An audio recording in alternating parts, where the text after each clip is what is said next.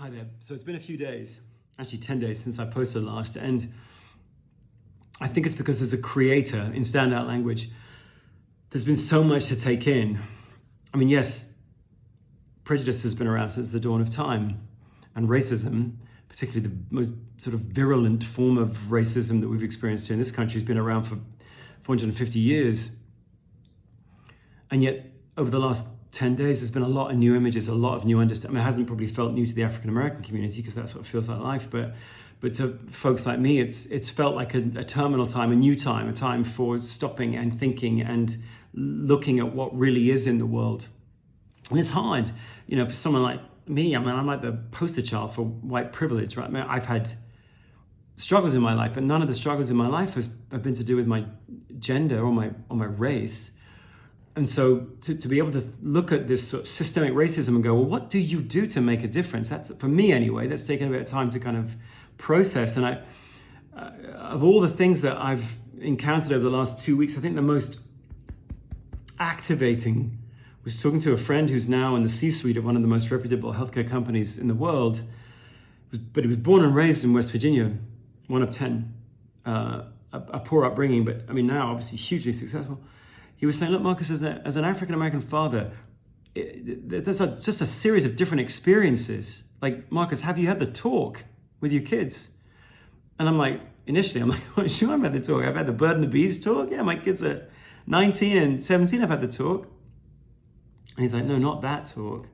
The talk where you tell them that if they ever get into trouble, the first people they call are their family and the second people they call are their friends. And you don't call the police because the police are not there to protect you. They're there to protect other people from you. And you were saying that, and by the way, probably he never had a run-in with the police. I mean, I bet he's barely had a parking ticket. And he's like, every single time you pull up next to a squad car, you desperately try to show that you're not doing anything. When you're not doing anything, but you try to show you're not doing anything just in case. And for whatever reason, that just the idea that we are getting, because there's thousands upon thousands of families in this country that have not had the talk. There's thousands upon thousands, millions of parents that have not had the talk. And yet every single African-American parent has had the talk. And you think about that as a parent, that you've had to, at some age, indoctrinate your child into a culture of fear. Like, that's just gutting. That's child abuse, and we're forcing parents to inflict that on their children. Like, that's in 2020, parents are having the talk in 2020. It's almost mind-numbing that we would have to put parents and children in that position. So anyway, for me, for you, maybe it's like, well, then what do you do? And of course, what you want to do is not something performative and allyship-ish, but you want to do something authentic and real. And of course, you can't change every law. You can't change every process and procedure. You can't reform everything, but you can add your light to the sum of light. So what can you do? Well, look, here's what I'm going to do. I've noodled it for the last little while and tried to think about what's authentic to me. Here are the three things that I'm going to do. Number one, I've focused my career on team leaders, team members, and managers. My first book, First Break All the Rules, was about what the world's best team leaders do differently. So leaders can make a difference. Whether you're leading teams of teams, or whether you're leading teams of teams of teams of teams, or whether you're just leading one team, every single leader can make a difference in terms of rallying people to a better future. So what can you do if you are a leader? What can you do as a leader to crush prejudice and racism in this country? What can you do? What should a leader do? I don't see that much that's being written about or said about that, and I think I can help. So I'm going to go and try and help on that. Watch for more on that space. Second, as part of my work with the ADP Research Institute and with Harvard Business Review, we've been ongoingly conducting a study of love and work, of people who found real love and passion in what they do. And of course, when you do that, you find that many, many entrepreneurs have found that beautiful intersection of love and work. That's why they've chosen to go out on their own and build a business. Peter Drucker, the famous management theorist, said that 82% of all economic growth in this country is a function of entrepreneurial activity. So over the course of the last few years, I've been focusing on what do people who find love and work do to drive entrepreneurial activity. Well, now I can turn my attention, take that spotlight and turn it on Black entrepreneurs, African-American entrepreneurs that have started their businesses to try to make some product, some service differently from their competitors. That's what entrepreneurial activity is. I can turn a spotlight on that. It is not coincidental. I mean, look, in this country, we focus on black and white and yellow and red, but we really focus on green, don't we?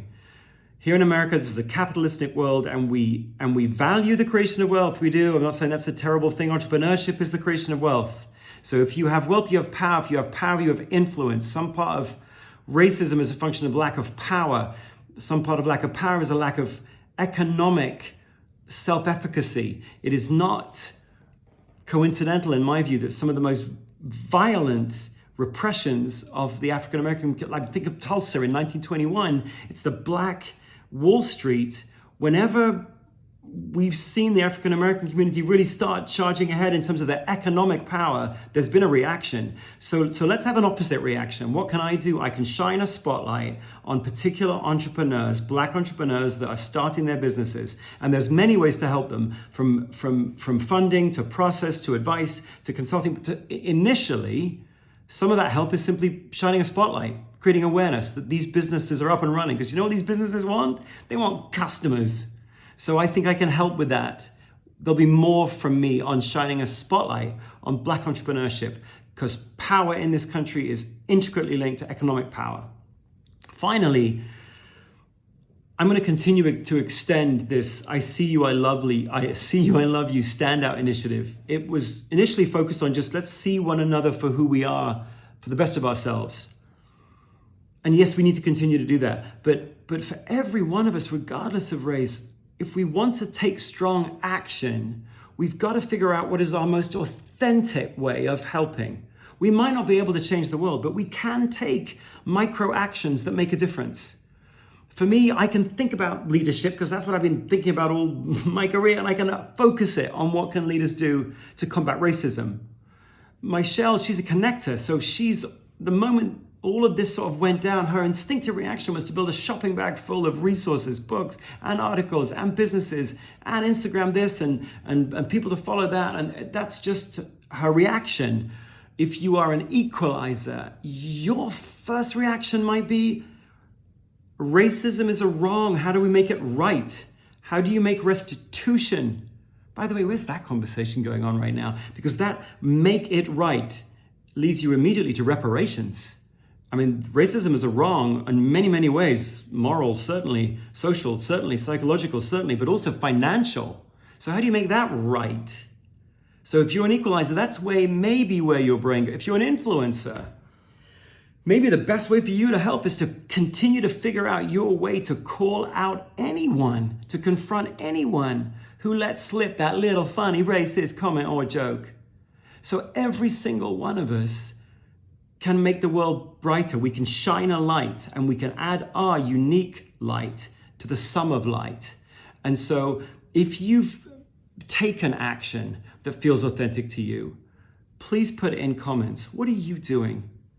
Given your standout roles, put your standout roles in there. What are you doing that makes a difference? What are you doing to turn what is our current world into a better world? What are the small things that you're trying? What have you found yourself doing that you couldn't help but do? Please put those in comments. And then next Friday the 19th, we're going to have a session all about how do your standout roles help you know what kind of strong action that you can take to crush racism in this country. Because we can all add our light to the sum of light. Let's figure out how, using our strengths, we can do precisely that. Okay, that's all I wanted to share. Talk to you soon.